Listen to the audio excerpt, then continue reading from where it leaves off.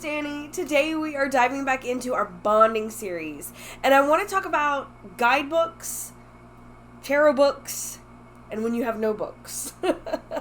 So we are going to kind of mush all this together, and I'm going to talk about how I bond with decks, because I'm doing that right now when it comes to their guidebooks or just like tarot books in general, whether that be on the deck itself or on the system or things like that in general. Or what happens when there's no book, or when there's not a descriptive book to go along with the decks. Like, how do I bond with my decks in that way, and kind of what do I do? And caveat, I mean, I don't always do this. There are some tarot decks, some oracle decks, that I have legit never even cracked the book. It's not something that I do all the time. Just like with any other bonding, it kind of depends on where you are in your practice. It depends on where you are with a deck, and it depends on just what you feel like doing and what you want to do, right? Like, nobody has to do anything. There's no tarot police, right? But these are just the ways that I have been kind of bonding with a few decks right now. And I've been in depth with books. So I really wanted to share that with you, and lack of books with one. So let's kind of dive right into guidebooks first. Coffee first. Okay. So, I want to talk about Tarot Avatara. I want to start with this because it, like a few other decks, I am starting with the guidebook, right? I did that for the Somnia Tarot. I'll try to link it. I talked about that in the walkthrough. I also did that with the Deviant Moon. Like, I bought the big book. I devoured it. I had to know everything, right? Like, I wanted to know what the artist and creator were thinking through this process. I wanted to know their stories and what they thought about this deck and how it meant to them and the meanings behind every little thing. And those kind of decks, I go directly for the guidebook if they have it. So I love a good guidebook when it comes to decks like this that have all the things, right? We don't always have that. So I'll go into those in a moment. But when we have a deck and a guidebook that is expansive in this way, as in, like, it talks about the art, it talks about the symbolism, it talks about the meanings, and kind of goes forward from there. I want to know all the things, and I feel like this is an excellent way to really get in tune with a deck. Because, yes, I can take this deck, I can pull it out, and I can say immediately, like, oh yes, this is the Six of Pentacles, right? There's plenty of harvest, there's sharing here, you know, basic meaning I can read with this, right? But what's with the bowl? What's with the paintbrush? Who are these people? Are they anybody in particular? What about the watermelon, right? The basket. These, what looks like flames coming out, right? What is this? I want to know. These kind of guidebooks just flow with that, right? They are for diving deep and really understanding this deck beyond the surface and beyond just the traditional meanings, right? This does have a Thoth-leaning system, but I feel like it's kind of like its own thing, really. But the way that this book in particular was set up, because the artist and creator, Gabby Angus West, did this as kind of like her interpretation and honor of Frida Kahlo and her life and what she stood for and all the things, she wrote like diary entries for each card. She has a meaning for each card. And then she has her symbols down here at the bottom. This has a glossary with all the symbols. So if I want to know what this cow is about, I go to the cow and say, oh, sacred, hard toil, domesticity, reliable, earth, consistent, methodical, wonderful, right? Now I know. There's also, let's say, roses on this cow. Well, there are roses. These are white roses, so I'm going to go to white roses. Purity and innocence. Also see red roses, if there's red roses. Let's see if they have anything about watermelon in here. Yes, watermelon. Right here. Excuse me. My pentacles, so the pentacles. Still life, abundance, green on the inside, red on the outside, surprisingly political. Like, there's all kinds of stuff mixed in. So it's like, it's more than just a card. So for me, if you really want to bond with a deck like this, and you're given such a meaty guidebook with all kinds of information as to what's on the card, how it's placed, and in this case about someone's life, she did also talk quite a bit about Frida's life and her art. So there's a lot to unpack. Now, not every deck is like this, right? Not every deck is going to have this kind of guidebook, is going to have this kind of imagery, is going to have this much meaning and layers to it. But when I get a deck that does, I want to know more, and this is a perfect way to do it. Now, on top of this, what I would also recommend, and what I also do sometimes, is like, Frida was one of the first female artists that really piqued my attention, right? I had heard about her, I had seen her art, it really resonated with me, and then, I believe it was in my senior year, I saw the movie. Was it Selma Hayek that played Frida, I believe? And it blew my mind. I loved learning about it. So when I saw this, I got so excited.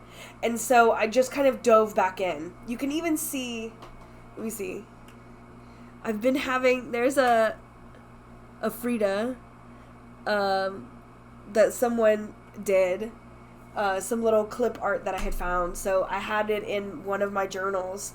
Matter of fact, if I remember, I'll put the link. I did a Frida spread with this person's art. I think I have her information on that thing. But I put it in my journal because I thought it was so beautiful. So with this, I also started like going back in and revisiting her art and revisiting her life story. And I really want to get my hands on the movie. I'm going to have to see if it's available streaming or not. But like, that's a great way to dive completely in it and then have a deck that not only you can read with seamlessly if you know your systems, but that you can add all of these layers and get such bigger messages, in my opinion, when it comes to that deck. So if you have decks like this, that you have such a great guidebook, and they really spark you, dive in. This is a great way to bond with this deck. Looking through these pictures over and over, you know, through these illustrations, through these cards, just like looking through this and finding things that remind you of it, right? Kind of taking what you're given and expanding. So a guidebook is a perfect place to start. Now, having said that, I am very notorious for not cracking open a book when it comes to some cards. This is a flaw that I admit fully. Sometimes I just don't do that, right? There are sometimes I just want to take the deck out and I just want to read with it. Sometimes I start reading, like flipping through the guidebook, and I'm like, no. This is noise. I can't, right? But it depends on the deck. It depends on the mood. And it depends on how I want to utilize the deck, right? So that's just kind of one way. Like, guidebooks are excellent, even when there's not a huge one. And in that sense, I want to talk about the Ghost and Spirits Tarot, because it doesn't have a big and fancy book. It doesn't, but it has a little white book, right? So this is a Lisa Hunt deck. Chock-a-block full of intricate details in this artwork. Beautiful interpretations. This is one of those decks where, like, on camera, I'll admit, it's aight. But in person, when you can truly see the artwork for what it is, look at this. It is awe-inspiring, honestly. It's just like, what? Like, there are faces in every inch of this. There's a face here, faces on the rocks, faces on the trees, faces in the grass. Like, it is completely lost on camera. But on top of very intricate artwork, these are the backs. This little white book offers quite a bit for these little bitty passages. So, like, let's pull one here. So this is the Empress. Okay? This is the Empress. We have someone sitting down below her. She is this kind of ethereal angel figure. But every card has a specific spirit or entity tied to it. So the Empress is a guardian spirit, right? What else do we have? Let's go back to this Ten of Pentacles with all the faces. That is...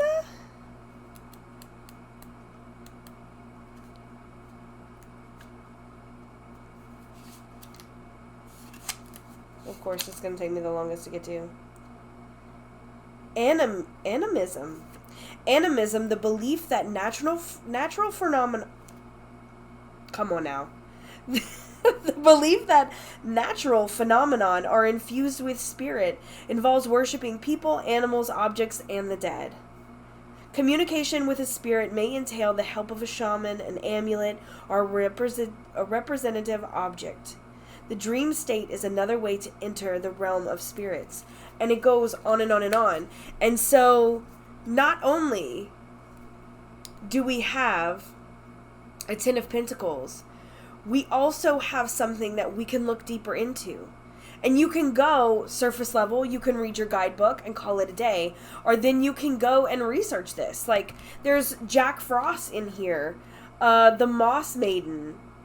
There is El Dorado in here. There is the Ghost of Hamlet, the Flying Dutchman, Poltergeist. So there are so many different things that can send you, you know, like Frida did here, on a whole tangent and kind of really expand the way that you think about these stories and you think about these cards and you think about what's being shown to you and what energy is being offered up. And so I think that, you know, we shouldn't count little white books out either when it comes to really bonding with a deck. Yes, some are merely keywords. So let's kind of go into that. Like, what about when you just have keywords, right? And right now, I'm actually going through a deck that just has keywords. However, it is based on all fairy tales. So, unlike the Tarot of the Divine, which you can readily get, the big book that goes along with this. I don't have it, personally, but you can get the book that goes along with this deck really easily. that talks about each and every fairy tale that is in this deck. And it also tells you each one in the book that comes along with it. It will tell you, like Jack and the Beanstalk, and give a description here. But you have that book readily available where you can go and you can grab it and you can read more. So that's a really good option, where it's like maybe the guidebook doesn't have everything you need, but there's another book that may do it as well. This is in the same breath as The Deviant Moon. There's a separate book. A huge, chunky book for the Deviant Moon Tarot that really deep dives, right? So this isn't a guidebook, but it is a readily available book that you can get specific to your deck and can really learn about the whole process. I read this entire thing. It was so intriguing. So intriguing. I love a good story, obviously. I tend to choose story, like creative story decks, I guess. Decks that really tell me a story, like I can really see the story in. So I love deep diving into decks like this. You can see all the crackle on there. So the Deviant Moon is another one that is like that, as well as the Usi decks, which I have Pagan Otherworlds here, that has a great guidebook separate from itself. So you can get it, or you don't have to. In the same as Supra has its own guidebook, or you can take it at face value, right? It's completely up to you, but these are available, right? But what happens when it's not so readily available? That's when I go into research mode. Currently, that is what I'm doing and how I am bonding with the Baba Studios Fairytale Tarot. So, what I was given in this, sorry, everything is like very particular. I've done some. These are the ones I'm in process with. So, like, I keep everything separate that I've gone through so far. But you're given the Fairytale Tarot little white book, and it is what it is. It is a little white book that just has the name. So the magician is the storyteller at fault, and it just says, like, trickster and performer, transformation in a flash, energy and a sense of wicked fun, creative inspiration. So we just get keywords. So it's like, what if I don't know this tale? What if I've never heard of the story of Kintaro, the golden boy, right? What if I've never heard of the silver plate and the bicolored apple? What then? So when it comes to decks like this, when it's created in a way that it's based on myths, legends, folklores, storytelling, movies, fandoms, whatever, right? Edgar Allan Poe, right? You know, it's based on literature. Then you have the world at your fingertips when it comes to these decks. No, I don't have the big book that tells me the whole spiel, like some of the big Baba Studios books do, which is like, this is where we got some of this art, and this is why we did this, and then, you know, here's all the meanings and the point of the story. When you don't have that, you have to make up your own.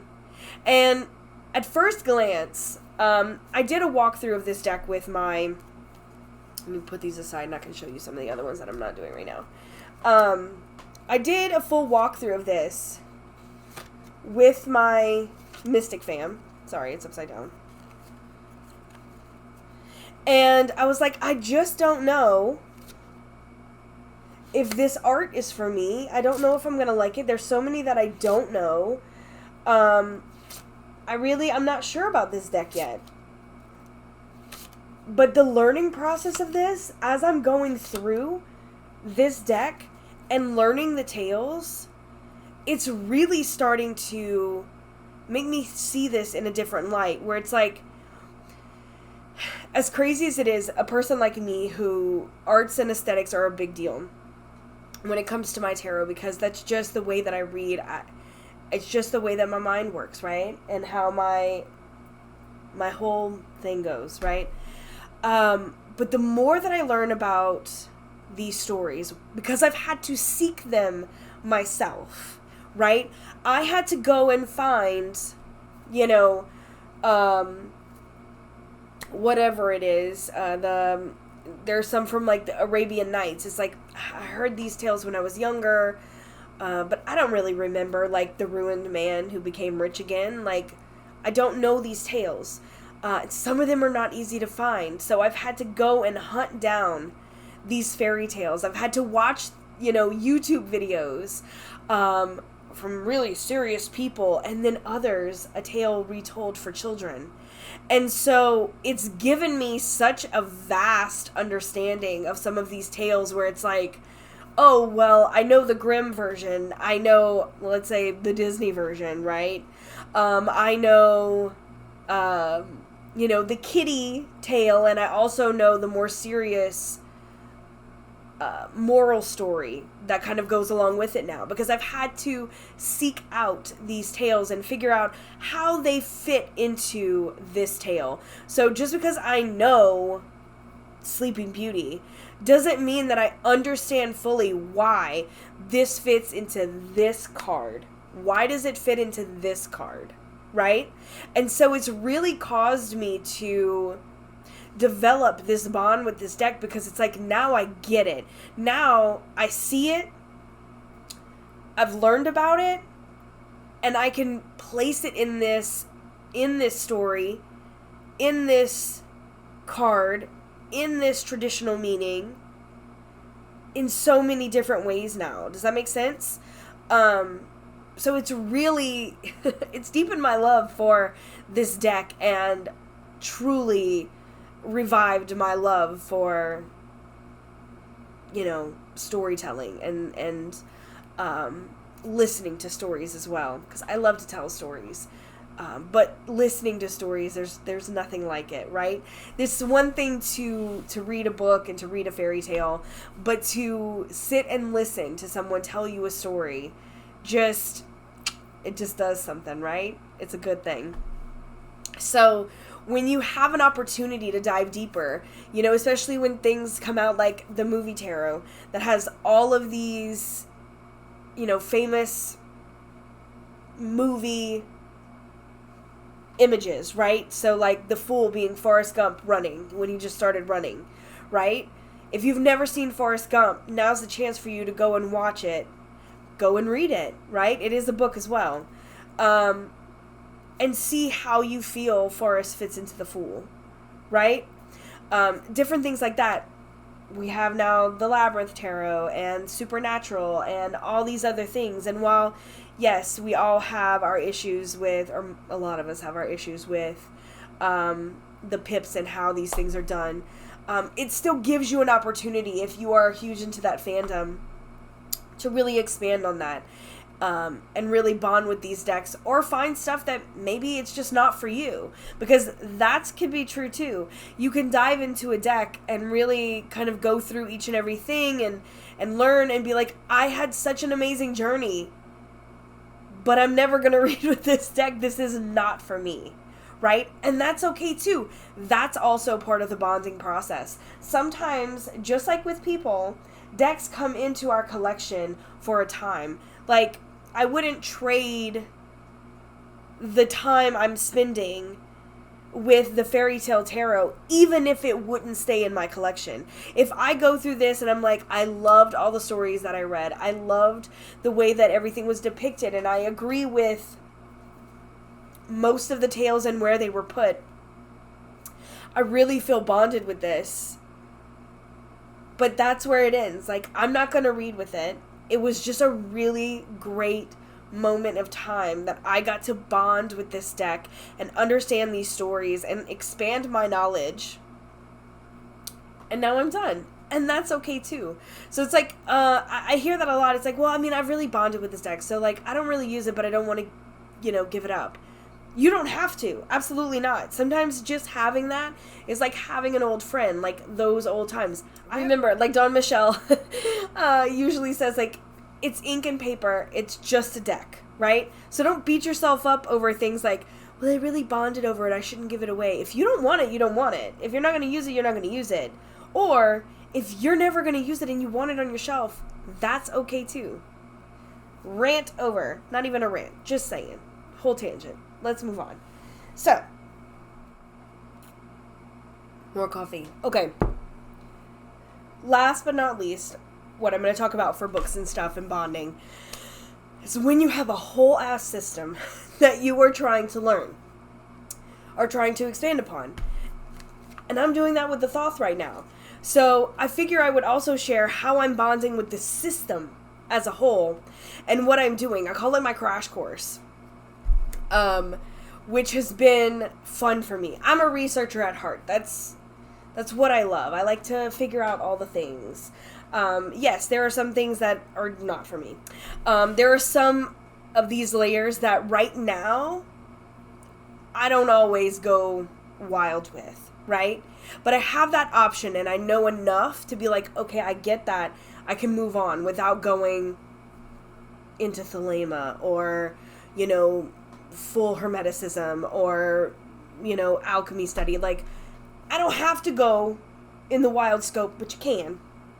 Here's how I crash course, though, with a deck that I'm really trying to learn the system. And that is read all the things. In whatever way you feel it necessary. I tried to come at this, if you watched the video that I did with Marlene and Don Michelle on Lisa's channel, our little Thoth study group, we talked about a lot of these things, but the way that I have been doing this has been in stages. So the first thing I needed to know about the Thoth Tarot and about the system in general is like I knew I needed to know about the Tree of Life, right? I needed to know the basics of that. I needed to understand the different Sephiroth and the different worlds within worlds. Like, it was important to understand, right? So that's where I started. Like, what is this system based on? And do I need it? You do. I mean, you don't. Whatever. There's no police. I said that before. But it is good to know your basics. So I sort of started creating my own guidebook, right? So I have my Thoth Tarot studies. Well, here I will talk about, the Tree of Life. You can see I've written notes all over it. I've put the colors on there. I have how it represents the chakras here. I have the different worlds here. I go into the wheel as just references. So I get my basics. All of the numerology within the Tree of Life. I have 1 through 10. So I can get a main grasp. So I got that main grasp. And then what I've been doing is pulling a card, sometimes more than one, and doing my crash course. So what does that look like? It looks like taking a snippet from everything and creating something of my own, right? So, for example, you can do this with the RWS, by the way. There's quite a few many different books that you can grab and just kind of like look at all the things, understand. I'll show you after this. I have one that talks about all the symbolism, and you can do the same thing with that. This is not a Thoth thing, but okay, so let's talk about, like, I pulled the Prince of Wands. Okay, so then where do I go first? A lot of times I go into my books on my Kindle, and I will go and read about the Prince of Wands. What's in the card? Tell me what's in it. What am I looking at? What is the zodiacal associations, what's in it, right? So I go through and I try to understand what I'm seeing, because in the Thoth Tarot, there is nothing frivolous upon the card. Everything stands for something. So I go and I read that. And what I do is I start, so like with the Five of Wands that I kind of started, you can see I kind of jotted down some symbols and I put references, right? Symbols, there's purple, mixing of water and fire, red for fire, blue for water, the yellow has something, the lotus wands, the phoenix wands, the middle wand, the snakes, the hats, which is what I put. There's little bitty hats on those snakes, right? And therefore Upper and Lower Egypt. So I put that here, right? It's for strife. This is Saturn and Leo. So I just start jotting down what I'm seeing, right? What I need to know, what I want to jot down. Some of these are unfinished. But I just kind of wanted to give you an idea. Like, just the other day, I was doing the Ten of Cups. So, like, I put Pisces here, I wrote down Mars, and then I just have a bunch of descriptors here. So, in something like that one, I didn't need what was in the card so much, but I did touch on it. And I will take quotes from the books that I'm reading, right? So after I go and I look, sorry, quick runoff. But after I go and look at what's on the card, I'll jot down my notes, right? And then I go and I read a bunch of meanings. So I'll do that in the books that I have on my Kindle, which I can't show you because I'm on my phone. And then I will come and I will take a look. I keep forgetting about this book. This is an old book. It's out of print, but it's pretty easy to find. So if I go to the wands here.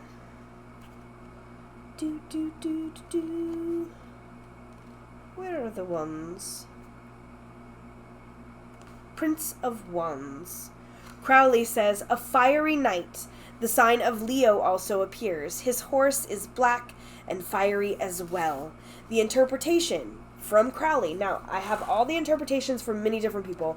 Marseille, Waite, the Aquarian, Crowley, New, Case. There's a bunch. But in Crowley, if I want to learn what Crowley says about this, the Lord of the Flame and the Lightning, the King of the Spirits of Fire, 20 degrees Scorpio to 20 degrees Sagittarius, fiery part of fire, activity, generosity, fierceness, pride, impulsiveness, swiftness in unpredictable actions, ill-dignified, he is evil-minded, cruel, bigoted, and brutal.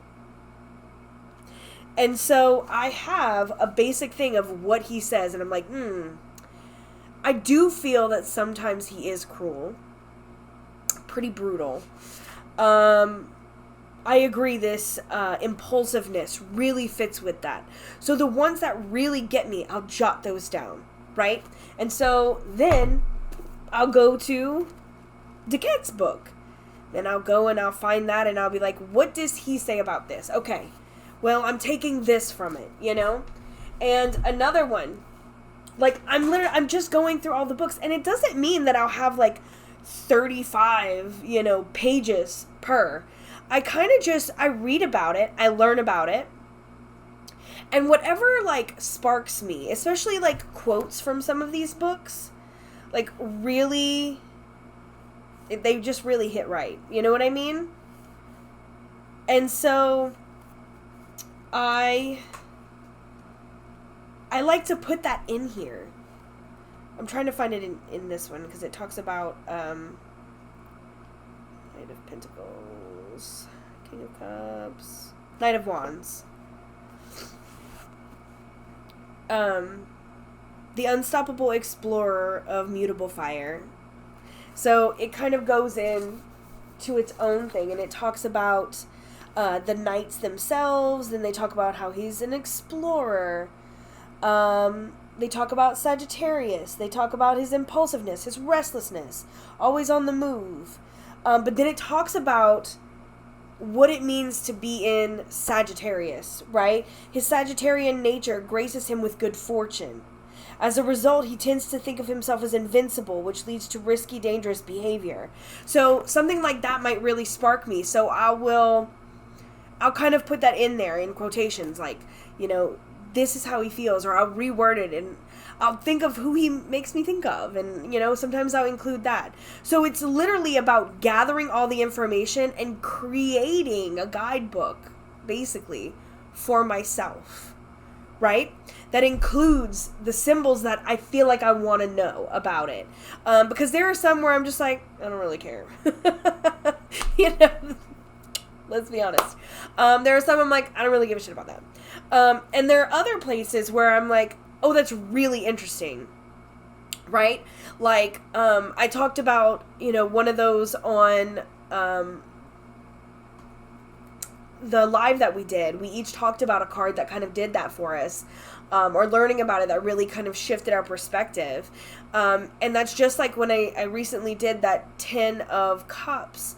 The idea of shifting from Pisces, which it's Mars in Pisces, shifting into that Aries energy, and you can see that within the cup. The cups are horned. Even though this is Mars in Pisces, it's shifting it into Aries, which gives it a whole nother vibe. And it's like, normally I'd be like, I don't really care, they're shaped like Aries, whatever. But like, that is like a move into springtime, right?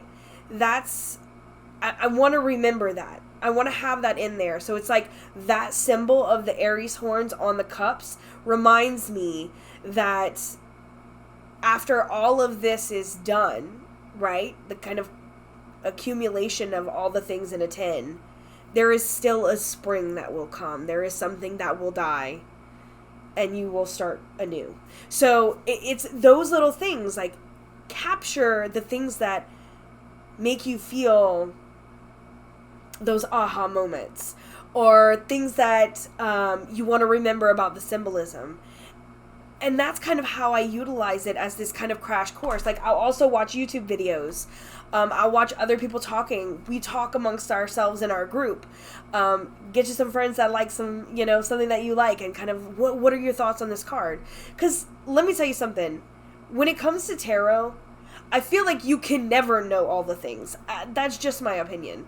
Because there's going to be somebody else coming out with something new. Again, think of all the guidebooks that I talked about at first. Like, it's not just about what's on this card and what symbolism is there. It's about what the artist saw and what they're trying to portray within this deck, right? So there's always something new to learn. There's always something to grow with, right? And that's the most beautiful part of this. It's like, having these books and these guidebooks, or not having it at all. Like, yes, I use the little white book, and I don't really use too much Crowley. I'll take what other people say about him, you know, whatever.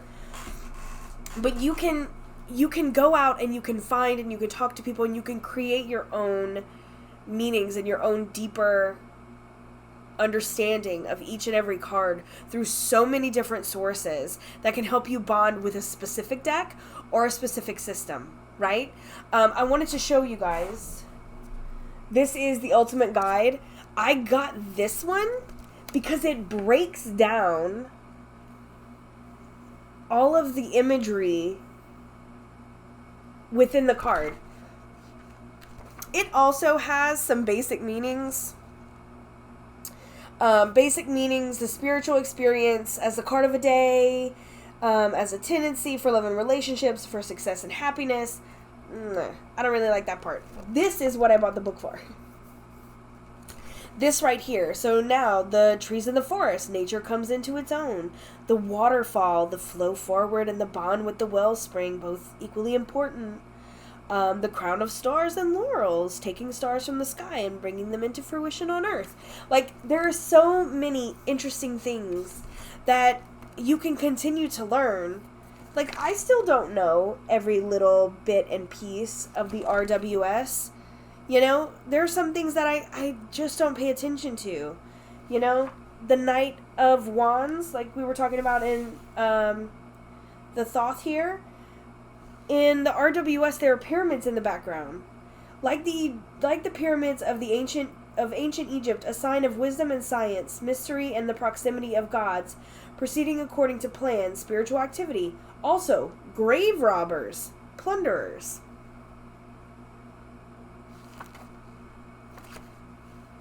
Always something new to add, right?